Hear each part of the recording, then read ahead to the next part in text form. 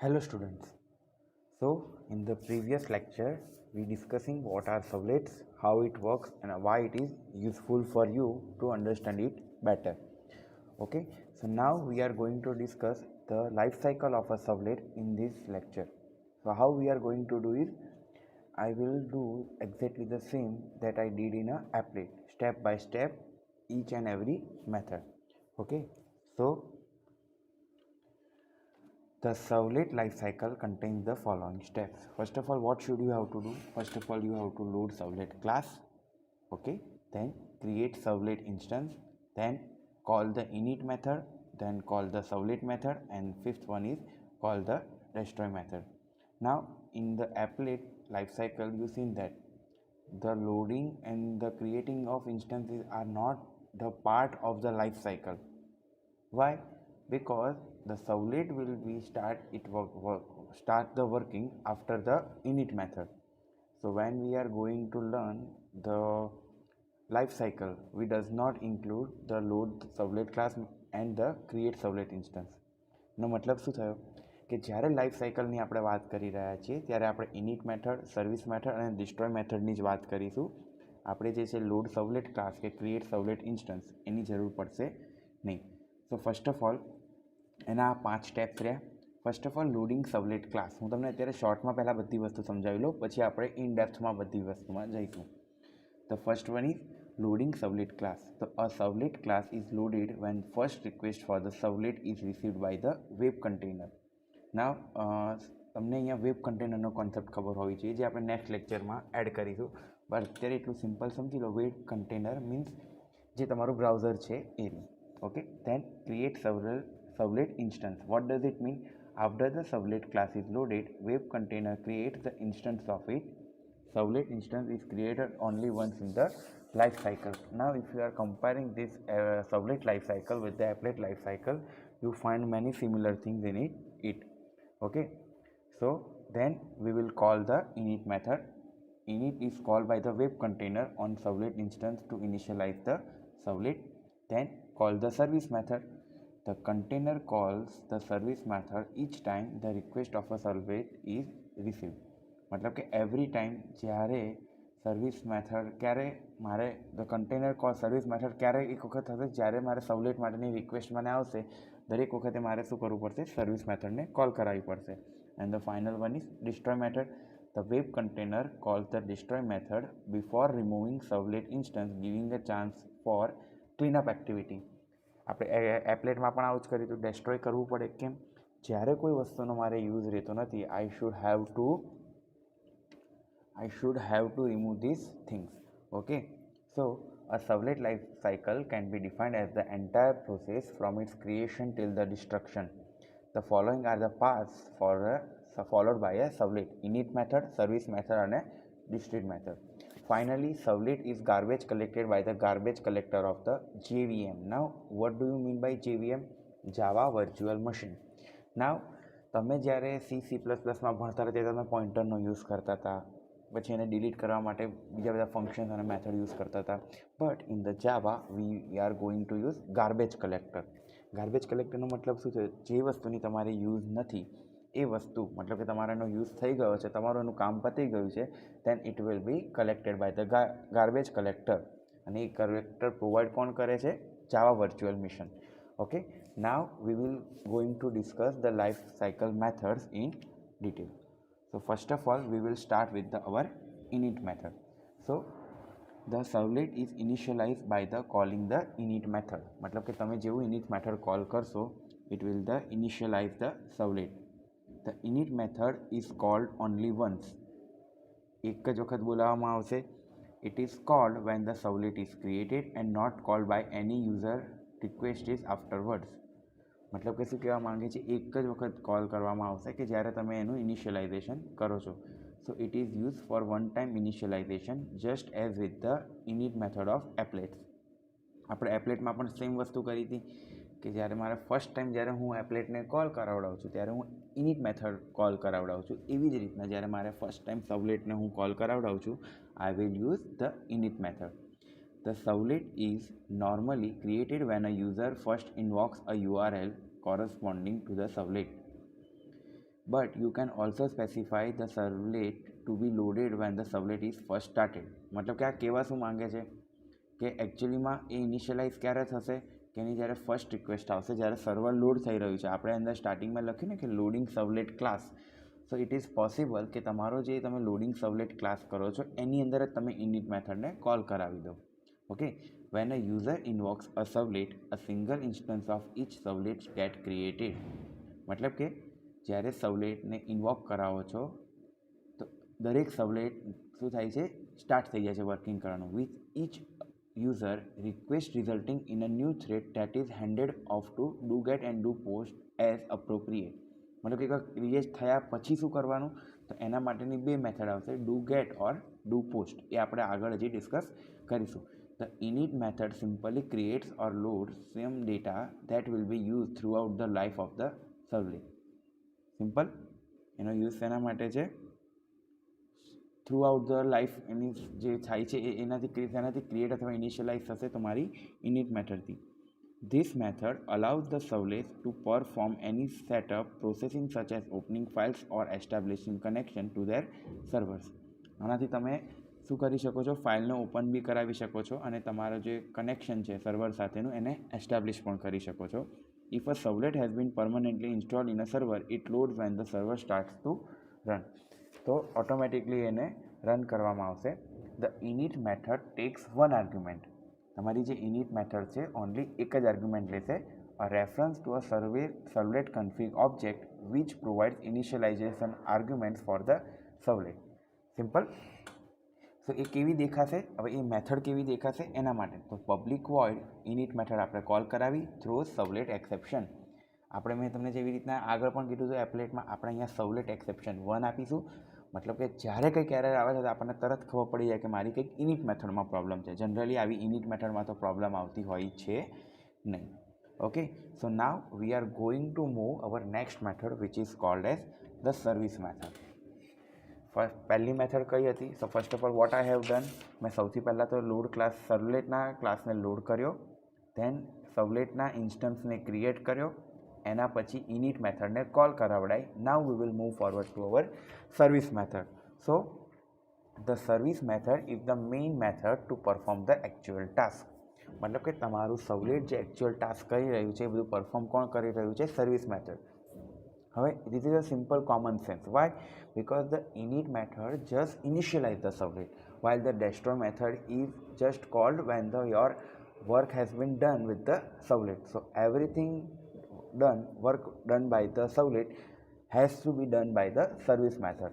Okay, the servlet container calls the service method to handle request coming from the client and to write formatted response back to the client. હવે તમે આપણે એકદમ ખાલી simple જે આર્કિટેક્ચરમાં ભણ્યા હતા કે મારો ક્લાયન્ટ કંઈક રિક્વેસ્ટ કરે છે, સર્વર એનો આન્સર આપે છે, પણ વચ્ચે મિડલવેર છે. સો સેમ વિથ ધ હું ઇનિટ મેથડથી સ્ટાર્ટ કરું છું, ડિસ્ટ્રોય મેથડથી પૂરું કરું છું, અને જે આ સર્વિસ મેથડ છે એ શું વચ્ચે પ્રોવાઈડ કરે છે? બંને વચ્ચે બ્રિજ પ્રોવાઈડ કરે છે. So the servlet container call the service method. મતલબ કે તમારું બ્રાઉઝર કોને, તમારું જે વેબ સર્વર છે એ કંઈક અને સર્વિસ મેથડને કોલ કરશે. એ જે ક્લાયન્ટ તરફથી રિક્વેસ્ટ આવશે એને એક્સેપ્ટ કરશે અને એનો જે પ્રોપર આન્સર હશે એ ફરીવાર ક્લાયન્ટને શું કરશે? ફોર્મેટેડ વેમાં રિટર્ન કરશે. Each time the server receives a request for a servlet, the server spawns a new thread and call service. Every time તમે જ્યારે પણ સર્વલેટ માટેની રિક્વેસ્ટ કરો છો એક નવો થ્રેડ ક્રિએટ કરે છે. The service method check the HTTP request type. શું કરશે આ મેથડથી? શું ચેક કરશે? HTTP request type. કઈ રિક્વેસ્ટ આવી શકે છે? તો ગેટ, પોસ્ટ, પુટ, ડિલીટ, આવી ઘણી બધી મેથડો હોય કે મારે મેથડમાંથી કંઈક વસ્તુને ગેટ કરાવી છે, કંઈક વસ્તુને પોસ્ટ કરાવી છે, પુટ કરાવી છે કે ડિલીટ કરાવી છે. And also calls do get, do post, do put, do delete etc methods are appropriate. મતલબ કે જે મારે ઉપરના ટાસ્ક પરફોર્મ કરવા છે તો એના માટેની મારી ડિફરન્ટ મેથડ હશે. Here is the signature of this method. હવે તમને કઈ રીતે ખબર પડશે? તો public void service method call કરાવી. હવે તમને અહીંયા એક ક્વેશ્ચન થાય કે સર અમે તો એક આર્ગ્યુમેન્ટ પાસ કરવાની કીધી હતી, પણ એ ઇનિટ મેથડમાં સર્વિસની અંદર તો શું કરે છે? એ રિક્વેસ્ટ એક્સેપ્ટ કરશે અને એની સામે એને રિસ્પોન્સ આપશે. તો મારી 2 આર્ગ્યુમેન્ટ થઈ. તો સર્વિસ મેથડને કોલ કરાવડાવું છું તો મારી આર્ગ્યુમેન્ટ કેટલી થશે? 2. સર્વલેટ રિક્વેસ્ટ એ સર્વલેટ રિક્વેસ્ટનો મેં ઓબ્જેક્ટ બનાવ્યો રિક્વેસ્ટ અને રિસ્પોન્સને એવી રીતના બનાવ્યો મેં રિસ્પોન્સ. મેં મારી બે આર્ગ્યુમેન્ટ પાસ કરી થ્રુ સર્વલેટ એક્સેપ્શન આઈઓ એક્સેપ્શન. મતલબ કે કોઈ પણ બે એક્સેપ્શન આવશે તો મારે અહીંયા ડાયરેક્ટ આ વસ્તુ મને શો કરી દેશે. Okay, so the service method is the heart of the servlet. Each request message from a client results in a single call to the servlet service method. The service method reads the request and produces the response message from its two parameters. શું કરશે મેં તમને હાલ કીધું એ સર્વલેટ રિક્વેસ્ટમાંથી request એ accept કરશે અને એનો જે રિસ્પોન્સવાળો તમને જે સર્વર રિસ્પોન્સ આપશે એનો રિસ્પોન્સ એ પૂરો પાડશે. So the service method job is conceptually simple. It creates a response for each client request sent to it from the host server. The servlet container calls the service method to handle requests coming from the client or browsers and to write the formatted response back to the client. Okay, so this is all about service method. હવે આની અંદર આપણે વાત કરી છે do get method છે કે do post method છે, તો એના માટે કઈ રીતે વર્ક કરીશું. So the service method is called by the container and the service method invokes do get, do post, do put, do delete, etc. method as appropriate. So you have nothing to do with the service method, but you override either do get, do post depending on what type of request you receive from the client. નો મતલબ એવા શું માંગે છે કે તમારે just તમારી જે method છે એને તમારે શું કરવાની છે, ઓવરરાઇડ છે.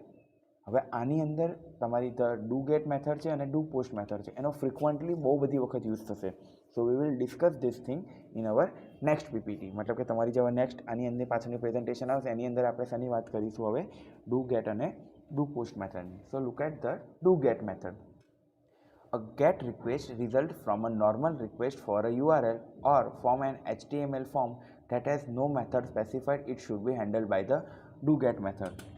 Simple તમને રીતે કહી દઉં તો get is HTTP method. It works to tell server to get a resource and send it. Simple શું કહી દે છે સર્વરને કે ભાઈ તું રિસોર્સ લઈ આવી અને મોકલી દે, ઓર્ડર કરે છે. So simply it works to tell server to get a resource and send it. Simple order कर दी तो it should be handled by the doGet method. How it looks? So first of all public void doGet method અને actually માં એ કરે છે શું, request accept કરશે, response આપશે. So એમાં પણ બે argument. Okay, so this is all about doGet method. So now we will discuss about the doPost method. A post request results from an HTML form that specially list post as the method and it should be handled by the doPost method. બહુ થોડી complicated language છે, એને સિમ્પલમાં કરી દઉં convert. So with post method you can request something and at the same time send from the data to server. શું કરવામાં આવે છે, રિક્વેસ્ટ જે આવી છે એને સર્વરને જવાબ પાછો આપવો પડશે. એટલે ગેટ મેથડથી તમે અહીંયાથી મોકલો છો કે ભાઈ મારે આ રિક્વેસ્ટ છે, એનો રિસ્પોન્સ પણ સાથે કે આ પેકેટની અંદર મારો જવાબ આપજે. તો ડુ પોસ્ટ મેથડથી એ શું કરશે, તમારો જે જવાબ આમના હાલ જ આપણે આગળ વાત કરી કે એ શું કરે છે, ઓવરરાઇડ કરે છે. તો તમે જે રિસ્પોન્સનું પેકેટ મોકલ્યું છે એને ઓવરરાઇડ કરીને તમારે જે ડેટા છે એની અંદર પુટ કરી દેશે. તો public void do post same request અને રિસ્પોન્સ નામની બે આર્ગ્યુમેન્ટ પાસ કરી અને જો જરૂર પડે તો મારી અંદર શું આવી જશે, exception. So this is all about do get method and do post method. Next the destroy method. હવે મેં તમને આગળ પણ વાત કરી હતી, જેમ જેમ મારું વર્ક પતતું જાય I have to destroy my servlet. કેમ, ખોટી જગ્યા રોકે અને જો એ મારી જગ્યા વધારે રોકતું જાય તો it will create some problem. કેમ પ્રોબ્લેમ એટલે કેવો પ્રોબ્લેમ, કોઈ બહુ મોટો પ્રોબ્લેમ નહીં, but it will take some memory. So the destroy method is called only once at the end of the life cycle of a servlet. એક જ વાર કોલ કરાવવાની. જે રીતના ઇનિટ મેથડને મેં એક જ વાર કોલ કરાવી એવી રીતના મારી ડેસ્ટ્રોય મેથડને પણ હું શું કરીશ, એક જ વાર કોલ કરાવીશ. This method gives your servlet a chance to close database connection. તમારું જે ડેટાબેઝ સાથેનું કનેક્શન છે એને ક્લોઝ કરવા માટે હું શાનો યુઝ કરીશ, ડેસ્ટ્રોય મેથડનો. Okay, half background threads, write cookies list or hit count through disk and perform other such cleanup activities. તમને મેં આગળ કદાચ જો તમે ઓફલાઈન લેક્ચર્સમાં આવ્યા છો તો મેં તમને સમજાવ્યું હતું વોટ ઇઝ કુકીઝ. આ તમે કોઈ ગૂગલ ફોર્મ ફિલઅપ કરો છો ને તમે સપોઝ તમારું જસ્ટ નેમ લખો છો અને બીજી બધી ડિટેલ્સ આવી જાય છે. So it will store in a cookie. તમે તમારી સપોઝ કોઈક ઈ-કોમર્સ વેબસાઇટ ઉપર તમે કઈ વસ્તુનું શોપિંગ કરી રહ્યા છો અને if you added your details into it, so it will store into your cookies. So હવે આનો બેનિફિટ પણ છે અને ડિસએડવાન્ટેજ પણ છે. બેનિફિટ એ છે કે મારે દર વખતે મેથડને યાદ રાખવાની જરૂર, મતલબ કે મારી જે ડિટેલ્સ છે એને યાદ રાખવાની જરૂર નહીં પડે. ઓન ધ અધર હેન્ડ મારા માટે કેમ ચેલેન્જિંગ પણ છે, બિકોઝ ઇટ ઇઝ ઇઝીલી હેકેબલ અને આ ઇન્ક્રિપ્ટેડ લેંગ્વેજમાં નથી લખેલું હતું. એકદમ તમારા જે રીતનું તમારું યુઝરનેમ પાસવર્ડ લખેલું હોય એવી રીતના સિમ્પલ લખેલું હોય. સો એ બધું ક્લીન કરવાનું કામ કોણ કરશે? Destroy method. After the destroy method is called the servlet object is marked for garbage collection. કેમ? ડિસ્ટ્રોય કરી દીધું, મતલબ કે ઘરમાં કચરો પડ્યો છે, હવે એને બહાર તો નાખવો પડશે. સો એ ગાર્બેજ કલેક્ટર, તમારી જો મ્યુનિસિપાલિટી હોય છે તો એ ગાર્બેજ કલેક્ટ કરવા આવે છે. So it will collect the garbage. The destroy method definition look like this. કઈ રીતની? Public void destroy. મારે આમાંથી કોઈ આર્ગ્યુમેન્ટ જ પાસ કરાવવાની નથી જે અંદર કોડ લખવાની જરૂર પડે એ. સિમ્પલ. હવે તમને એકદમ સિમ્પલ વર્ડમાં સમજાવું તો the destroy method is called to allow your servlet to clean up any resources. Okay, before the servlet is unloaded. એ અનલોડેડ થાય એની પહેલાં મારે ક્લીનઅપ કરાવવું હોય તેના માટે હું શું કરાવીશ? ડિસ્ટ્રોય મેથડને કોલ કરાવીશ. If you do not require any cleanup operation, this can be empty method.